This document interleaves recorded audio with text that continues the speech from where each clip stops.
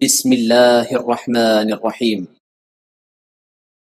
السلام عليكم ورحمة الله وبركاته. الحمد لله وكفى وسلام على عباده الذين اصطفى أما بعد. حاضرین و ناظرین، یہ درس نمبر 2177 ہے اور آج سورۃ التحریم کی صرف ایک آیت کی تلاوت و تشریح کی جائے گی، آیت نمبر 9۔ اعوذ باللہ من الشیطان الرجیم، بسم اللہ الرحمن الرحیم۔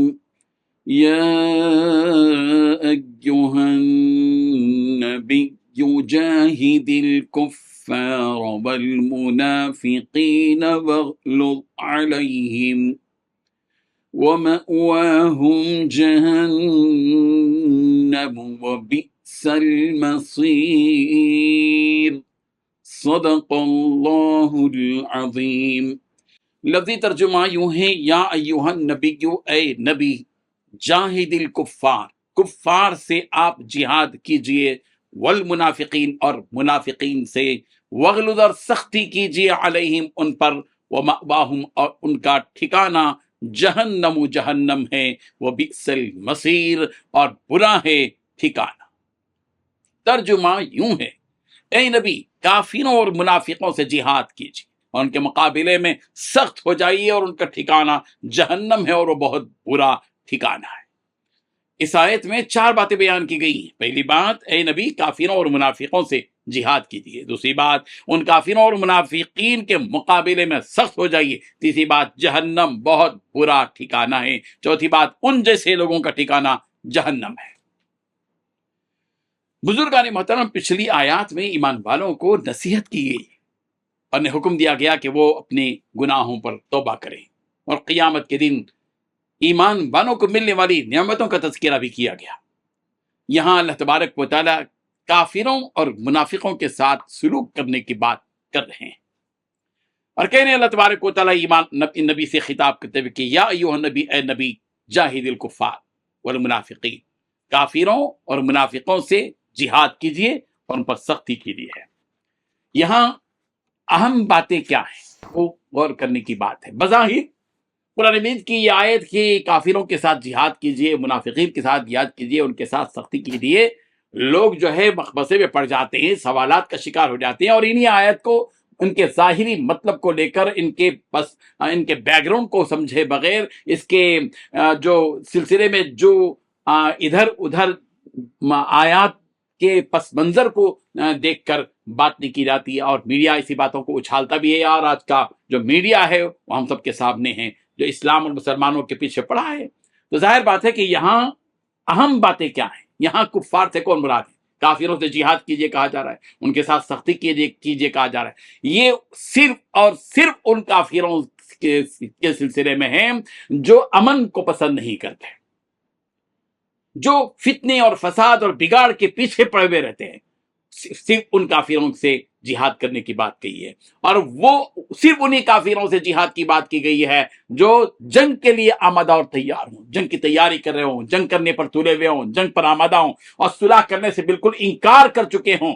صرف اور صرف ایسے کافروں کے ساتھ سختی کرنے کا حکم دیا گیا ہے۔ ورنہ عام کافر جو سیکولر مین ہیں، اسلام کہتے ہیں، مسلمانوں کہتے ہیں، ان کے دل بالکل ہی صاف اور شفاف ہیں، مسلمانوں سے ہمدردی رکھتے ہیں، اسلام سے عقیدت رکھتے ہیں، ظاہر بات ہے کہ بالکل ایسے کافروں کے ساتھ برا برتاؤ کرنا، سختی کرنا، جہاد کرنا، ان کے مد مقابل میں کھڑے ہونا، ان پر ہتھیار اٹھانا اور ان کے خلاف کھڑے ہو جانا، اس کی تعلیم ہرگز اسلام نہیں دیتا۔ تاریخ اٹھا کر دیکھیے، پیارے پیغمبر حضرت محمد رسول اللہ صلی اللہ علیہ وسلم نے جتنے جہاد کیے ہیں وہ سارے کے سارے جنگیں اور جہاد وہ دفاع کے لیے تھا، اقدام نہیں تھا۔ پہلے اقدام نہیں کیا نبی کریم صلی اللہ علیہ وسلم نے کہ کافروں کو قتل کر دو۔ آپ جانتے ہیں پوری تاریخ، پیغمبر عالم صلی اللہ علیہ وسلم نے انصاف اور امن اور احسان اور ایثار کا برتاؤ غیر مسلموں کے ساتھ کیا۔ بعد میں چل کر جب بات بن نہیں پائی اور بس جنگ بدر کا مسئلہ لیجئے، جنگ احد کا مسئلہ لیجئے، تبوک کا مسئلہ لیجئے، خندق کا مسئلہ لیجئے، جتنی بھی جنگیں ہوئی ہیں ان تمام کے بیک گراؤنڈ کو سمجھیے اور اس کے پس منظر کو آپ دیکھیں گے تو آپ تاریخی اس حقیقت کو تسلیم کریں گے کہ پیارے پیغمبر صلی اللہ علیہ وسلم نے خود جنگ کے لیے اقدام نہیں کیا، بلکہ جنگ کے لیے جب وہ آمادہ ہو گئے اور اطلاعات ملی کہ وہاں پر تیاری پوری ہو رہی ہے، نکل چکے ہیں فلاں اور فلاں، ان تمام واقعات اور حادثات کے پس منظر میں پیارے پیغمبر صلی اللہ علیہ وسلم نے دفاعی طور پر جنگ کیا ہے۔ جو کافر امن پسند ہے، آپ دیکھیں فتح مکہ کے موقع پر پیغمبر 10,000 کا لشکر لے کر مکہ مکرمہ پہنچے ہیں 8 سن ہجری میں، اور مکے کے اندر سارے کے سارے لوگ موجود ہیں۔ 10,000 کا لشکر کیا سے کیا نہیں کر سکتا تھا۔ قربان جائیے پیارے پیغمبر محمد مصطفیٰ صلی اللہ علیہ وسلم پر کہ آپ علیہ الصلوۃ والتسلیم نے امن کا پیغام دیا، سلامتی کا پیغام دیا، معاف کر دیا۔ پیغمبر نے کہا کہ لا تثریب علیکم اليوم، آج تم پر کوئی گرفت نہیں ہے، تم سب آزاد ہو، انتم الطلقاء، تم سب آزاد ہو، آج انتقام نہیں لیا جائے گا، خون کی ندیاں نہیں بہائی جائیں گی، آج ایک دوسرے پر رحم کرنے کا دن ہے۔ ہاں جو ہتھیار لے کر سامنے آ کر مقابلہ کرنا چاہے گا تو جب تو ہم لڑیں گے۔ اسلام یہی تعلیم دیتا ہے، اسلام اقدام نہیں کرتا، اسلام دفاع کا حکم دیتا ہے، کہ ایسا بھی نہیں ہے معقول بات کہ کوئی مار رہا اور مار کھاتے چلے جاؤ، یہ کوئی معقول بات نہیں ہے، معقول بات یہی ہے۔ تو یہاں قرآن مجید میں جو کہا گیا کہ پیغمبر سے خطاب کرتے ہوئے کہ پیغمبر جہاد کیجئے کافروں اور منافقوں کے ساتھ اور ان کے ساتھ سختی کیجئے، صرف اور صرف وہ کافر مراد ہیں اور منافق مراد ہیں جو اسلام کے خلاف اٹھ کھڑے ہوں، جہاد کی تیاری کر رہے ہوں، امن کو برباد کر رہے ہوں، سلامتی کو ختم کر رہے ہوں، اسلام اور مسلمانوں کی مخالفت میں اٹھ کھڑے ہوئے ہوں، ہتھیار اٹھا چکے ہوں، صرف انہی کے ساتھ یہ اقدام کرنے کا حکم دیا گیا ہے۔